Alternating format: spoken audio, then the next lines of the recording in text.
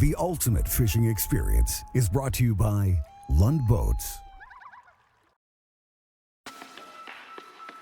This week on the ultimate fishing experience, we're after freshwater's apex predator.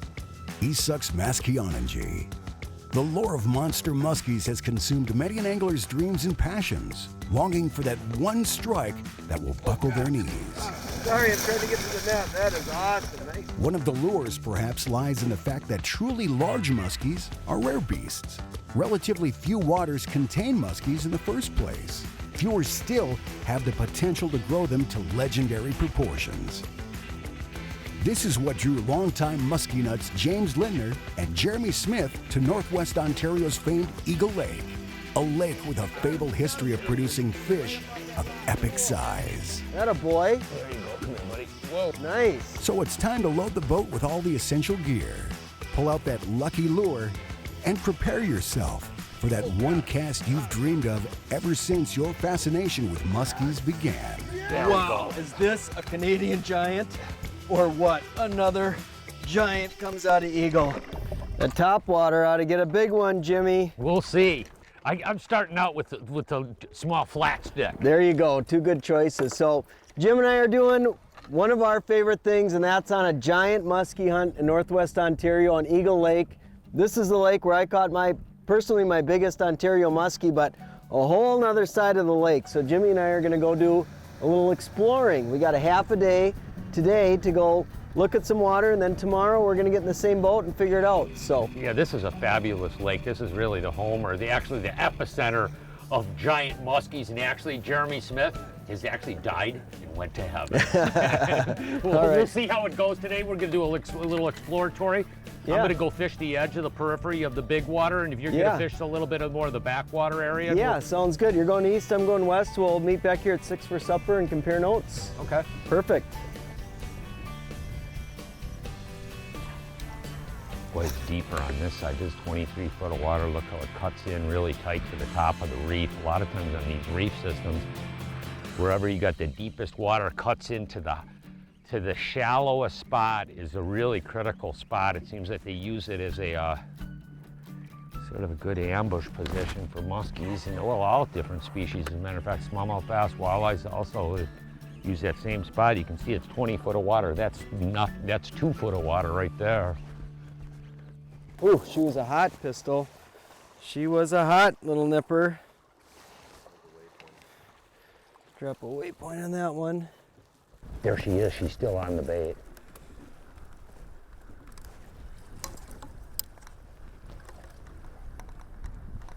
Same thing, rock saddle, right up in the top of these saddle systems. Sort of interesting in this lake, it's weird, you get up on these extensive rock flats and there's ditches all over in here. These last two fish we saw were actually up on top. Moving on, find another one, come back later. Wow, nice. Just getting ready to go back around to that other fish I saw, and this one just hammered it. Whoa, yeah! Baby, is that what I'm talking about? That's pretty funny. I'm sitting here looking at the trolling motor. I cast into what I thought was outer space in the saddle, and boom, I got bit. That's what makes muskies so fun, is the things can just surprise the heck out of you. Look at that, that's a nice fish. I'm gonna put this one in my net because it just makes life a little bit easier, and you'll probably be entertained by watching the one-man muskie net show, as you can already see. I got issues. Hey, I did it. I got him. Huh? How do you like that? That is a great way to start the day off. Smell of muskie is the smell of success. I hope Jimmy's having as good a luck as we are. Cool. Get her back. Cool. Beautiful. That is it. Look at that. Leopard. Beauty. Yeah. Musky slime. It'll be interesting to see what Jim's got to say, if he had the same window of opportunity we did. Muskie fishing is a lot of work. I do know that much. There's 20 to 30 foot basins, and then there's the deeper stuff, and the food appears to be in the 30 plus 50 stuff. foot basins, that's You what I know, noticed so, too. Yeah, yep. are you seeing a lot of tulipies and whitefish in Yep, there? definitely. And walleyes too, actually. Oh, for that absolutely. matter, yeah. So you laid down a bunch of waypoints. I did too, and I think, you know, let's maybe start in this area and then, you know, work our way east, and I think we're going to catch some fish. No, this is going to be good. I was in Ontario last year, this same time frame and the same weather pattern, and produced a 40 plus pounder for me, and I hope it does it again. Cheap talk. I don't think so. I think it'll produce. We'll see. We'll see tomorrow. History will repeat itself. Okay. Closed captioning brought to you by Mercury Marine, #1 on the water.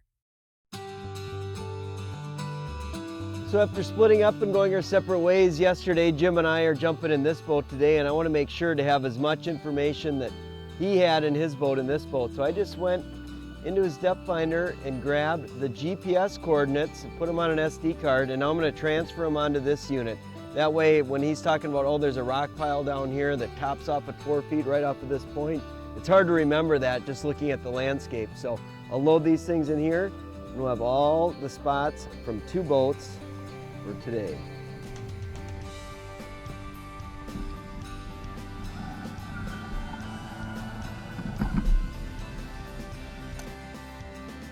Jared, there's another boulder right in here.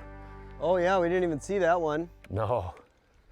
So these are really complex structures, and every time we fish one, we actually put down more coordinates. And by about the 3rd time, you've got it laid out pretty identifying all the really key structures, so you're really fishing them more accurately the more you fish an area. Last night we came through here and I had a nice fish come waking on a topwater right off of this rock. And the first time we fished this spot, I was primarily targeting this, you know, shoreline stuff, the stuff that was visible to the eye. But really the best stuff was further out here. So we didn't even fish it the first time, and that's what Jim's talking about. The more you fish the spots, the better you get at them, and the more efficient you become at putting your baits where the fish are most likely going to be. Without previous experience, you can't do it. Whoa, Oh, you got him, there Jimmy. he is. Came right up off that rock, Yeah. cool. That a boy. There you go, come here, buddy. Whoa, come here. Nice.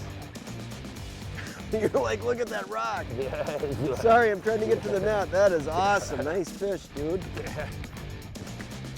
Whoa, whoa, whoa. Whoa, now you got bucktails on your feet. I got him. Yeah. Oh man, just Yep. a sec here. You all right? No, I'm just trying to get Get ready. unhooked here. Come here, that little rascal. Aha, muskie in the bag, Jimmy. I like that. That is awesome. Yeah. Right on. I'm gonna spot lock us here, okay? You get the net? Yep. I'll get the net. And the tools. Well, that was quite the change of pace. We've been working hard. First spot of the morning, probably 10 casts in, bingo. One thing about muskie fishing, even when it's good, it's never easy. You definitely have to put your time in. The thing is to catch fish like this are such a beautiful fish. This is not a giant, but the fish in this lake, every cast could be a fish of a lifetime. There's no question about it. I think your odds in this lake, it seems like it's just as likely that that was a 30 pounder as a 30 incher. Yeah. He wasn't hooked too 38 bad. inches. Hey, look at that thing. Oh, there's a beautiful fish. Look at that guy. Thing's thick. Oh, I know. Can you imagine? I know a couple of those fish that we've seen follow up that are like double the size of this guy here. We'll get her back in the water and get the next one. Beautiful fish. Come here. Come here. Come here. There we go. Boy, look at that thing. Boy, look at the spots on her. Boy, they're pretty, aren't they? Look at that guy. There we go. Let her go. Sweet. Adios. I like that. Look at the red fin. Saying goodbye. When you head out on a big muskie hunt, you have to have the right tools for the job. And of course, it's great when you can pick up one rod and have one lure and throw that for the whole week and be confident because the fish are following it and they're biting it. But many times, muskies are challenging to catch, so you need the right tool for the job. And here's what we make sure we've got. Starting from the top, you gotta have a good selection of inline spinners. Tie one of these on, cast it out, reel it in, and don't stop until you catch one, because a fish will bite this if you make enough casts. Next, we always carry a safety pin style spinner bait. This works in open water, and it's also a great tool for fishing weed beds. You can get the bait through the heavy cover and to trigger strikes. Fishing out a little bit deeper, of course, crankbaits come into play. You can just cast these out, reel them in, or you can give them a little twitch, work them like a jerkbait. But to probe the depths a little deeper, crankbaits are certainly a player. You gotta have a couple jerkbaits along too, you know. Old school bobby bait or a suic is a great one, something that darts inline, and then the other style is more of a side to side type of a bait. Those two styles of jerkbaits, and then plastics, of course. When the bite gets really tough, big rubber or some type of a hybrid like this can certainly trigger strikes. I've seen it a lot of times when they don't want anything but slow moving rubber. And last but not least, a lure you can never ever rule out for muskies is a topwater. Big topwater, little topwater, but a prop style bait is the go-to because you can cover a lot of water with it quickly. It's a good hooking bait, and a lot of times when they're not moving on anything else, you'll see fish on topwater. So those are the tools that we have in the boat, many different variations of each, and hopefully one of these babies pays off for a big fish.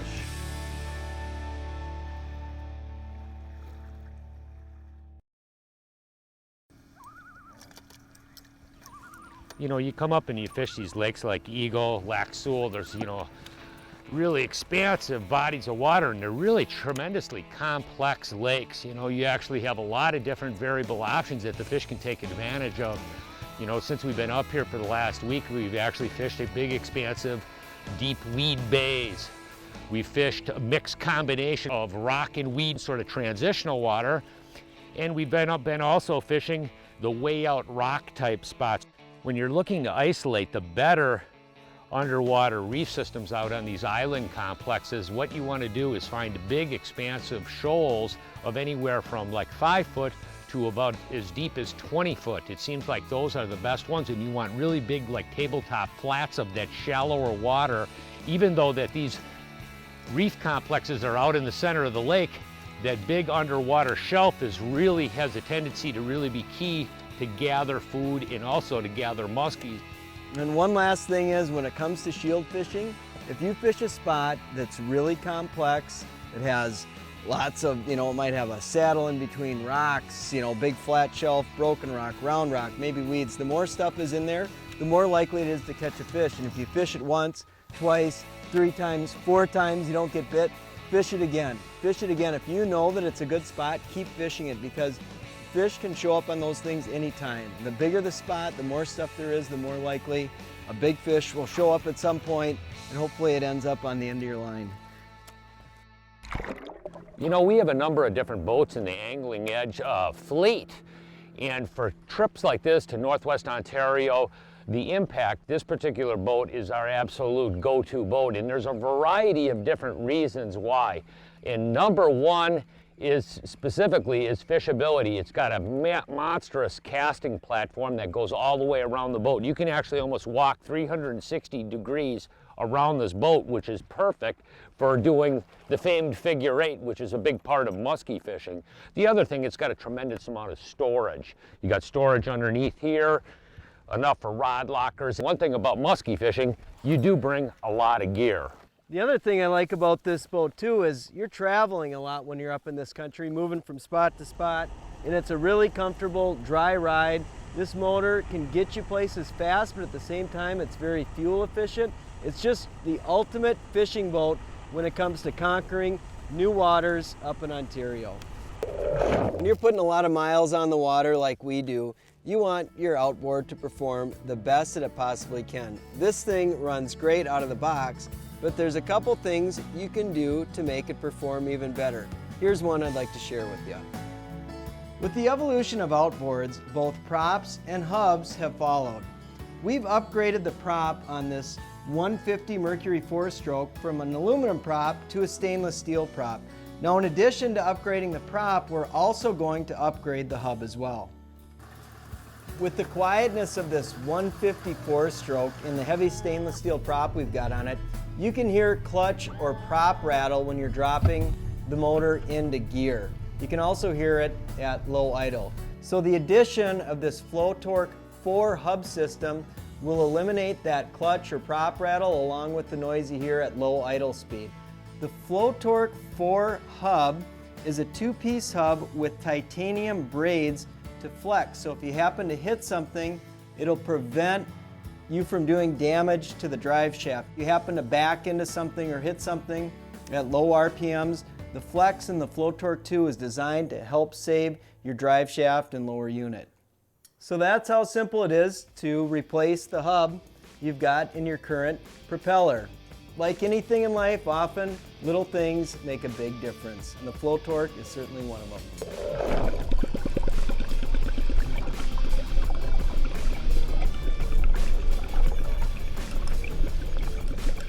There he Got is. him? Nice, big one, Jimmy. Nice. Holy smokes. Topping. Holy smokes, that thing just came out of nowhere and crushed it, Yeah. Is it a big one? Yeah, it's a nice one. We'll put it that way. Okay. Yeah, spot locked. Oh, there we go. Oh, Sweet. here we go. Oh, come here, buddy. Oh, she's not hooked that well. I'm ready. There you. Come here, buddy. Whoop, come here. There you go. All right. I was gonna say get her in the net pretty quickly. We only had her by one little hook on the back end of it. Cool. Nice. Boy, fish. Boy, did that ooh. sound like a 70-pounder when it bit. Boy, that was fun. I bet it was. I'm not kidding you. So Jimmy said it's my turn to throw top water. Yeah.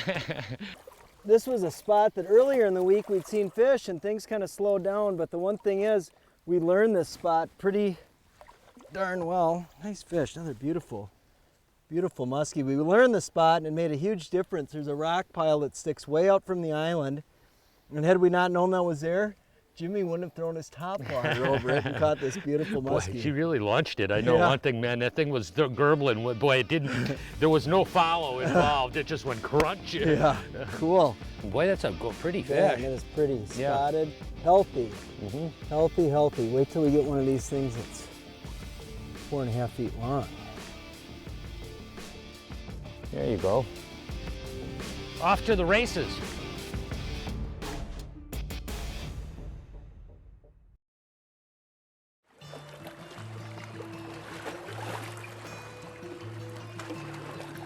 This complex that we're about to approach right now is vast, and it's got a lot of rock piles, high, low, all over the place. And the first time you approach one of these spots, you simply don't fish it as well as you could. It takes multiple passes around it. You can see this was the first time that I fished it. I was focused more on the shoreline, and I missed a lot of great rock stuff that was out away from what was visible with the eye.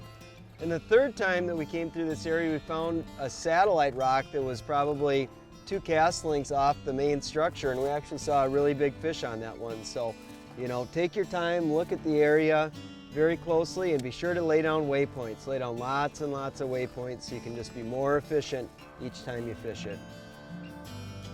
Nothing ever lives on this spot. Not a northern, Jeremy keeps on dragging me back to it over and over and over because he thinks one lives here. The only one we saw here was not even on here. He was out on the sunken island away from the spot.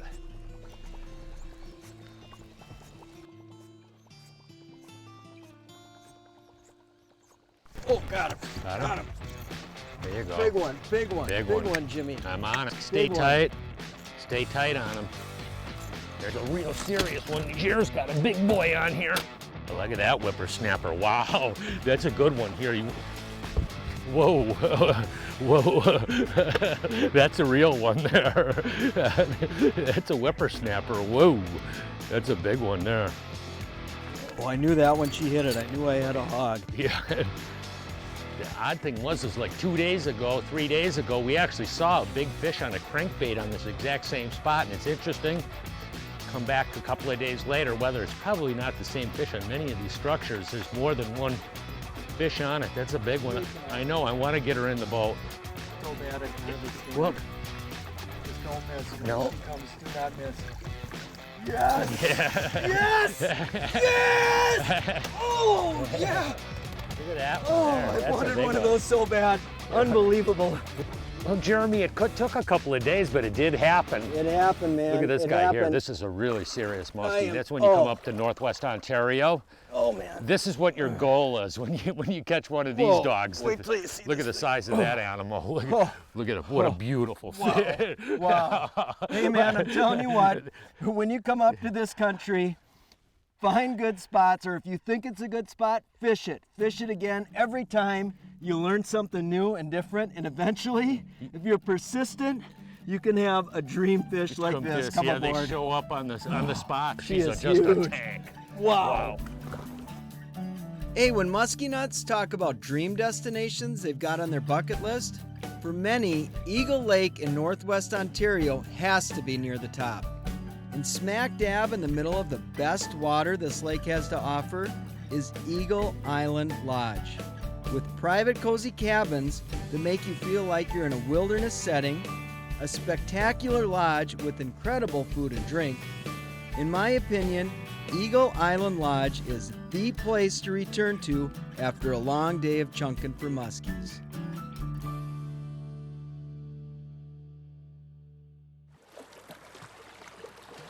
Thanks for joining us. If you'd like more information, check out lundboats.com or these other online outlets.